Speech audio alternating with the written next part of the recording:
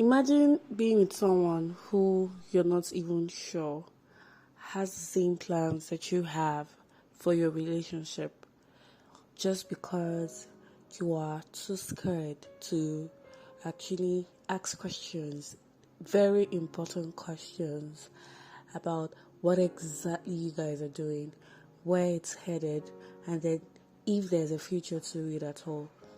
This, of course, doesn't concern people who are with people for fun or who have already defined their relationship as being fleeting emotions and hence no future attached. Hello guys, my name is Mimi and this is A Dash of Colors. This channel is a self-help channel dedicated to everyone who is on their journey of self-love and care. I want to use this opportunity to welcome back our consistent listeners, and if you're new here, welcome to our safe zone.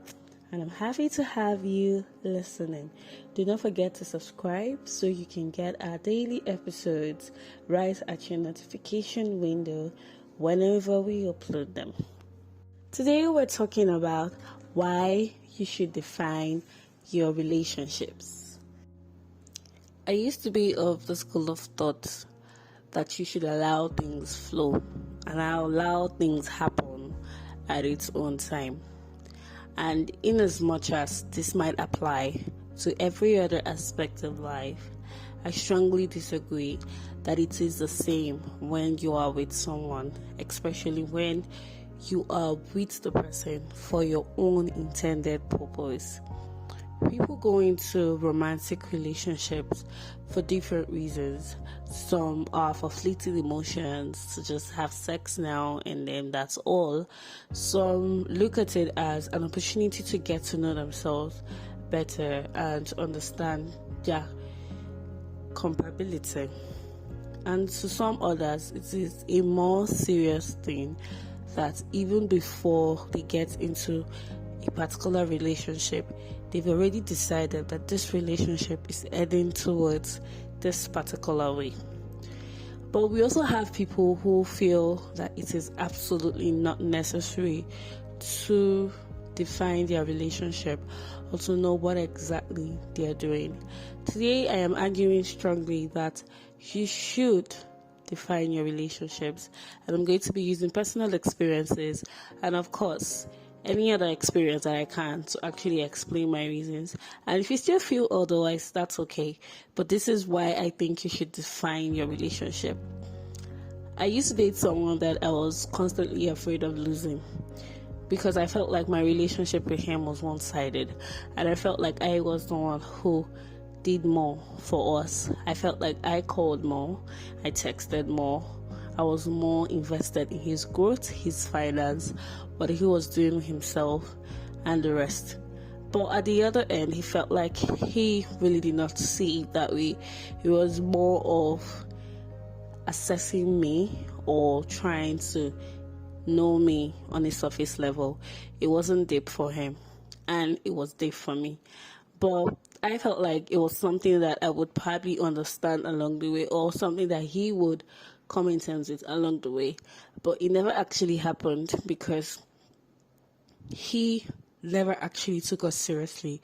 So while I invested my emotions so much into making that particular relationship work, I had fears, constant fear that this guy might wake up one day and decide that we're done and he would leave me. And it built so much insecurity in me that I was constantly trying to impress him, constantly trying to make him see reasons why he should still be in a relationship with me. And this is why you should define your relationships. There is no point being with someone who makes you feel uncertain about yourself. If someone is not even certain about the future of your relationship, then why exactly are you with him or her?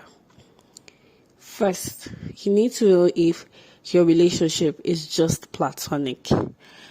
When I say platonic, I'm probably referring to friends with benefit because that's a thing these days.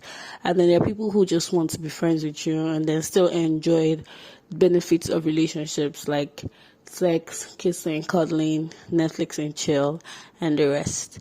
But if you are on the other side, like people like me, who wants something more serious, you need to actually come in terms with the fact that you need to have this conversation with your partner. You need to start asking important questions like, what's the future for us? What are your plans for us? Or the plans you have, are they just for you? When you're with someone who always talks about justice plans, how he plans to travel, how he plans to have this, how he plans to have that, and you barely hear things like, I think we should, or I intend that we would, it means you're not in the picture. And he's obviously just planning and making plans for himself and probably his future family. And he doesn't see you in that picture. So if you are someone who wants a relationship that would eventually become something fruitful, like marriage, you need to start asking important questions. Because, like I said, it takes away insecurity and constant worrying if someone cares about you just as much. And the second thing is, it makes you feel at ease. You know that you both are working towards a common goal. You don't feel like you're the one investing too much of your emotions, and you don't feel like the person doesn't actually care as much as you care. It can be one-sided where it seems like you are the one trying to drive your relationship, especially when you're a girl.